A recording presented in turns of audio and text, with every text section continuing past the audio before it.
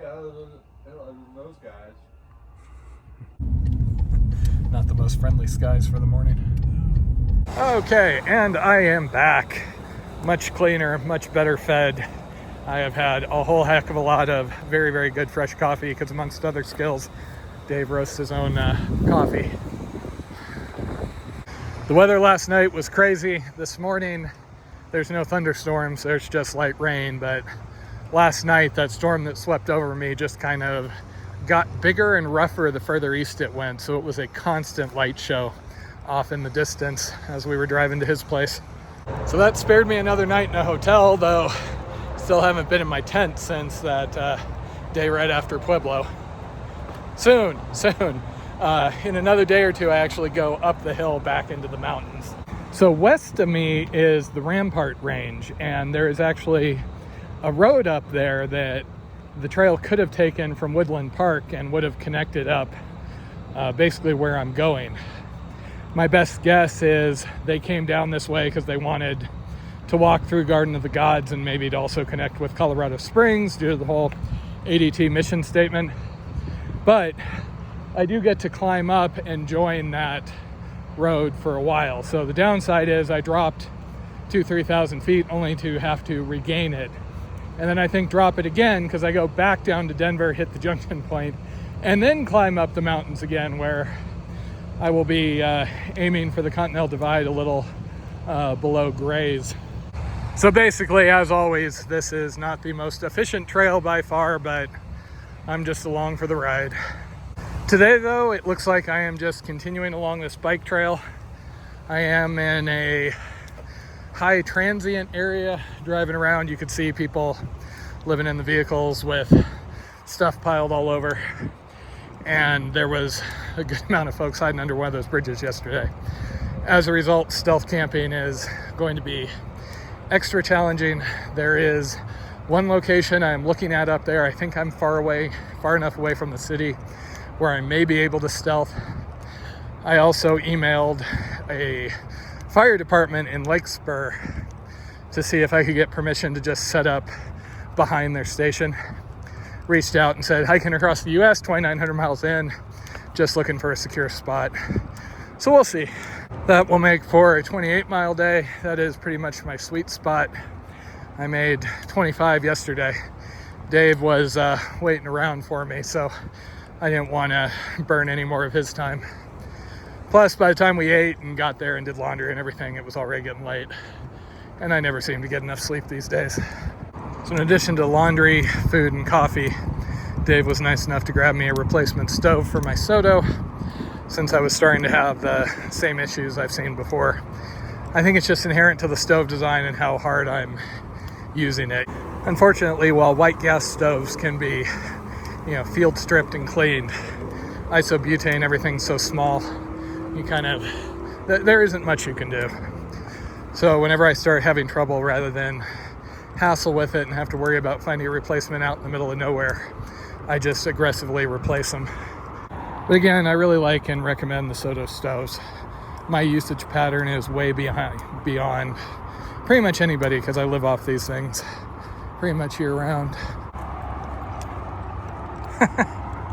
Yeah, no kidding.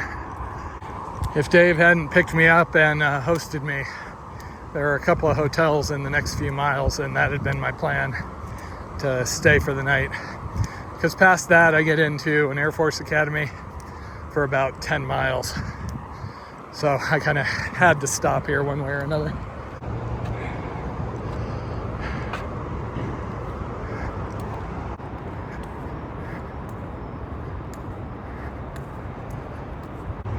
I am unfortunately still dealing with whatever is wrong with my right foot.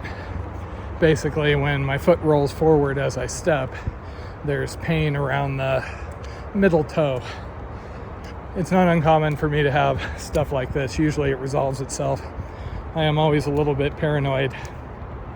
Having had friends who had stress fractures and things take them off trail, that something like that's going to happen to me. Because unlike a lot of folks, it's not like I have a home to go back to. Obviously, I can stay with my parents. I can go back and live out of the campgrounds with Jen. But if I'm not on trail, we do not have a set home base where I can just heal up. And quite frankly, these days it is cheaper to have me on trail than it is for me to be off trail, by far. The one thing that the last couple of years has given me, though, is at least a relative confidence so that even if things go wrong, I can deal with it. When I was on the PCT, everything that happened, I was so terrified that it was going to pull me off the trail. When I had my Achilles thing at 500 miles, here I had waited and worked towards being able to do this for 10 plus years. I'm finally out, I'm doing it, everything's committed, and it felt like I was in danger of losing all of that. And that was probably the low point of that entire adventure. Now I tend to figure, okay, slow down, work through it. Like, I was depressed during the whole shoulder incident on the Mississippi, but we knew we could slow down, hopefully work through it. And, see what I had to do on the CDT last year. You do what you can do, and once something actually happens, I go into a very practical mode. So I'm just keeping on. I did manage to get 25 miles the last couple of days. That is right where I need to be. I am still ahead of schedule, though my buffer is down to a day and a half or so, and I do want to rebuild that if at all possible. And keep in mind, when I say I'm ahead of schedule, that is all just napkin math. That is me getting lucky and getting to get through the Sierra Nevada in late October, which is, it just depends what the winter weather is going to do. If winter hits hard and it's not safe to continue, then I am off trail for the year, and I will finish this up after the Yukon next summer. Part of my spiel to students at the start of the wilderness class every year is I will absolutely cancel something due to safety concerns. I will not cancel something due to comfort concerns. I will drag your butt out in the mud and the rain. The other thing is, as the season gets later and I get further west, my gear will be bulked up a bit. My tent is good, but I will get my puffy jacket back probably somewhere in western Colorado. At some point I will switch from my 30-degree sleeping bag back to my 10, which will get me extra buffer. And then the thing that I try and delay, but I will pull the trigger on if I have to, is switching from just my foam pad to having an air mattress. Last year on the CDT in New Mexico near Winston, the ground finally got cold enough where the foam pad wasn't quite enough. I just hate having to hassle with an air mattress. There are durability concerns. I am notorious for being able to pop those over time, and it's just an extra hassle. And when I am setting up camp at the end of the day, I want to get into my sleeping bag as fast as possible, and having to huff and puff or screw with a vortex bag to inflate is not how I want to be spending my time. But I am very much a believer in that your gear has to fit the conditions and what you're doing. Ultralight's all well and good, and if you know where you're going, you know the season, and you know what you're going to deal with, you can really push it really light without a problem. But I can point to a lot of examples where somebody kind of drank the ultralight Kool-Aid. Okay, I just have an 11-pound base weight, it's fine, and then they get in over their head. And this is why people are so hostile to me walking around with a pack out here.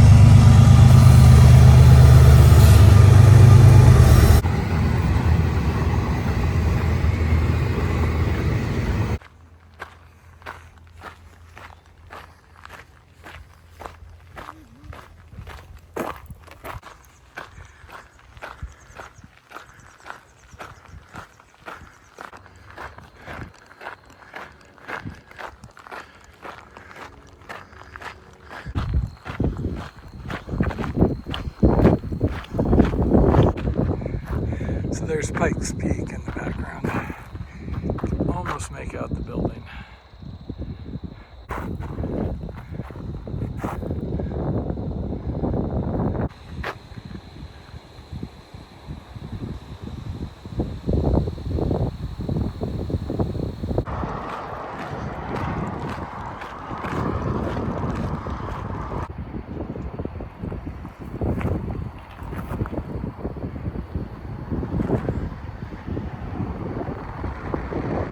2 o'clock and I am just feeling seriously weak and off, and I can't seem to shake it. Not sure what's going on. Not sure what's up, but this should be trivial based on what I've been doing. And it's not today. At this point I'm about 12 miles in, and I need to make it 28 to get to where I arranged a place to camp tonight. I am seriously considering just diving off at a hotel just to get off my feet here. Okay. Realistically, something feels seriously off. It's getting worse, not any better, so I think I need to stop. I don't have options for pulling off and camping. All these trees and things are within Air Force, etc. I'm not seeing anything easy ahead, so I started looking at taking an Uber or something over to a hotel. I'm going to get up to the road and hopefully get some more water and give it a few more minutes, but that seems to be the prudent choice.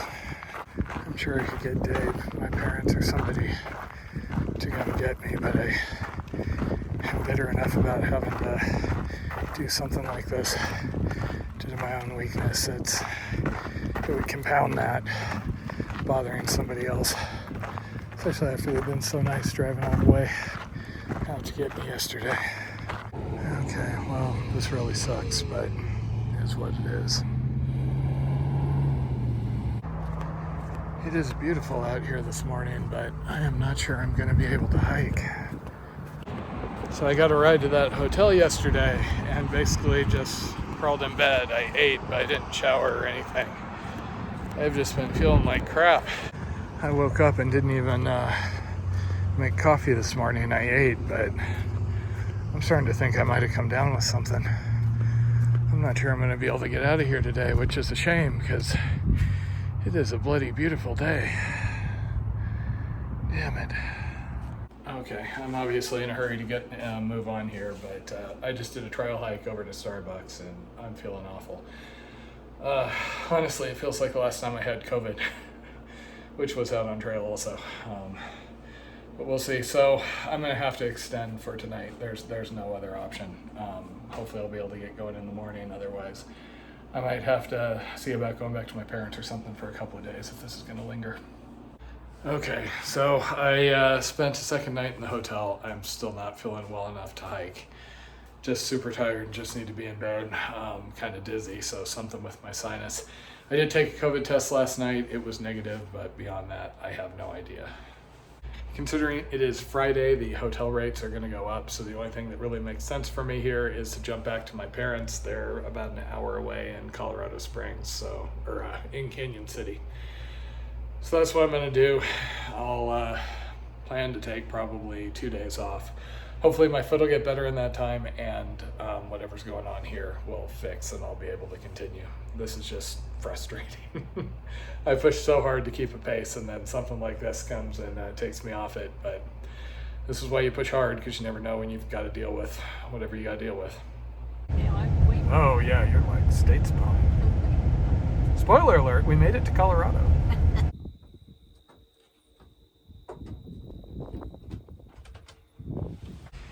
It is Monday, and I had been hoping to be back on trail already. You can hear my voice isn't doing real great. I haven't been congested, but I just feel so incredibly bad and tired. I've been in bed basically this entire time, and at this point it's going to be a couple more days. It is what it is. Okay, well, I lost a week, but I finally seem to be feeling better and have enough energy to be up and moving around. So I just ran into the store, got a resupply. I'm going to pack up 3 days worth of food and then try and get back out there tomorrow morning. Okay, tomorrow this time I should hopefully be back on trail. We're gonna get up bright and early and get me back out there. I'm really ready to get going again.